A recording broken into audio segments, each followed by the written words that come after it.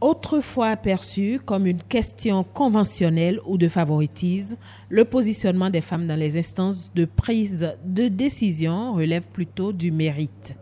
Les femmes en ont conscience. Elles se battent au quotidien pour se faire une place dans l'arène politique. Christelle Hondongbo, jeune figure de la classe politique, s'est retrouvée dans ce combat par sa volonté de servir la nation.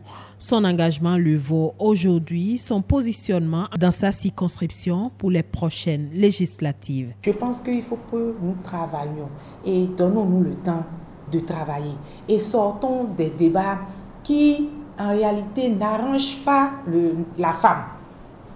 Dès lors que nous continuons de dire il faut positionner massivement les femmes, il faut les mettre en bonne position, on doit, je crois que personne ne nous doit rien. Nous devons travailler.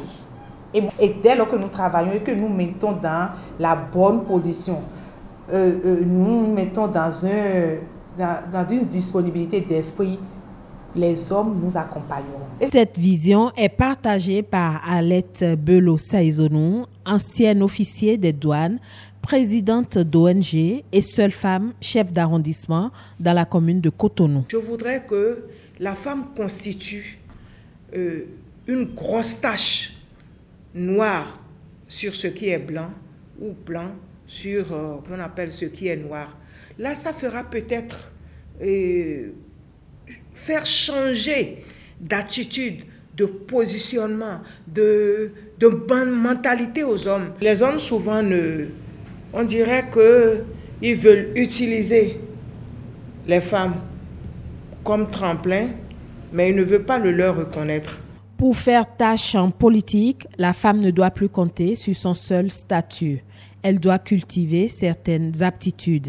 Et donc, il faut avoir une certaine personnalité pour pouvoir transcender les assauts répétés des hommes. Il faut avoir une personnalité.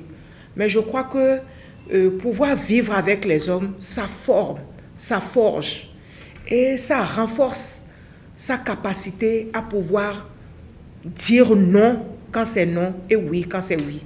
Pour positionner les femmes, il faut déjà un travail de base, il faut un engagement et il faut que vous ayez votre ancrage au sein du parti et dans votre circonscription électorale. Le Bénin a fait des avancées dans le domaine, mais il faut maintenir la dynamique. Une prise de conscience collective s'impose.